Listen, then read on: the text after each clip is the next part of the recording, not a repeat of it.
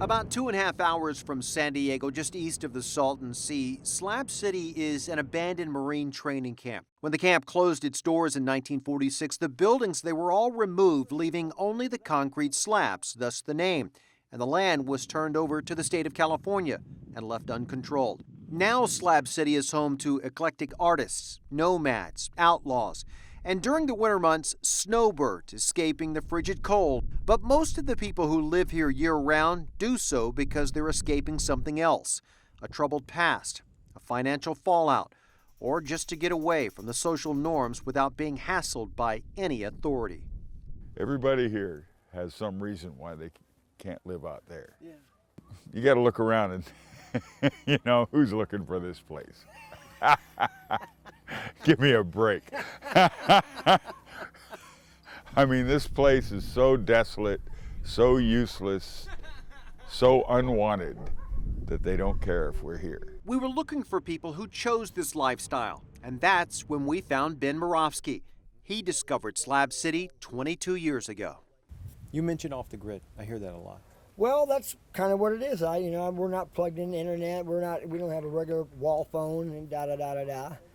You know, off the grid, where I guess you would say a lot of the devastations that have struck in this country from one end to the other would make a difference anywhere else in the country, but not here. We're already pretty much living at the lowest poverty level you can live at. Ben is proud of his slab and lives in a simple trailer with his wife. A mechanic by trade, he makes money or barters for a meal by working on cars or generators. Others live frugally on the little income they get from disability or Social Security, or they live like Frank, who asks only for donations to run his internet cafe. Frank used to repair appliances, so he's able to cobble together scrap parts into working resources. He set up solar panels on his trailer and uses the energy to generate electricity to car batteries, which then power his internet connectivity. How many years have you lived here? About 12. I've only been doing this for 5. Frank is now ready to move on after 12 years in Slab City. It will wear on you, huh? Oh yeah, it's like you build your own jail. So now I'm looking to get the hell out of here. Grab my backpack and my dogs and just or get on my bike. I still have my bike I used to travel around the country with. One way or the other, I'm out of here before the summer comes. Where are you going to next? I don't care. Anywhere but here. Anywhere but here. But what brings most people to Slab City, either just passing through or those who decide to stay, is the spectacle of Salvation Mountain.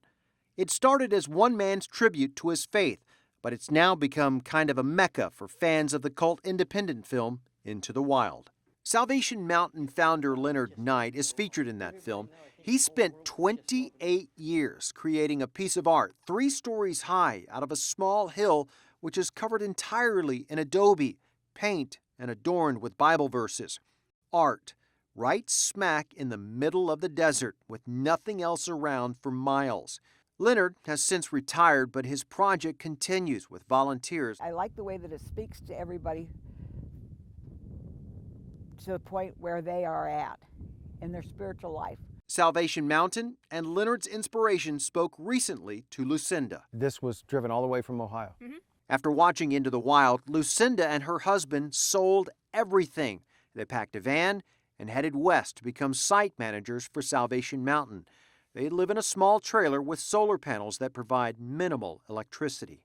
And you've only got so much power, so you have to be really, really frugal on what you're using. Lucinda doesn't miss the small luxuries of life and has no regrets about the move. If you come here and you don't believe the message that's printed on the side of the mountain, just knowing that somebody gave 28 years of their life and was so dedicated to get that message out there, that was important. I mean, that's phenomenal. But perhaps the most famous and interesting character of Slab City is Builder Bill. It took him years, but Bill used his slab to build the range. It's an outdoor venue for performance art.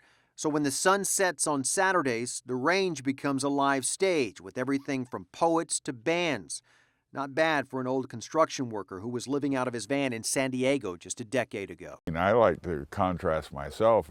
In there I was a bum on the street, and here I'm a pillar of the community. And the thing about Slab City is you can be here without any prosecution or persecution. you can be here. And that's where Slab City is the last free space. Because I don't think there's any place else where you can go.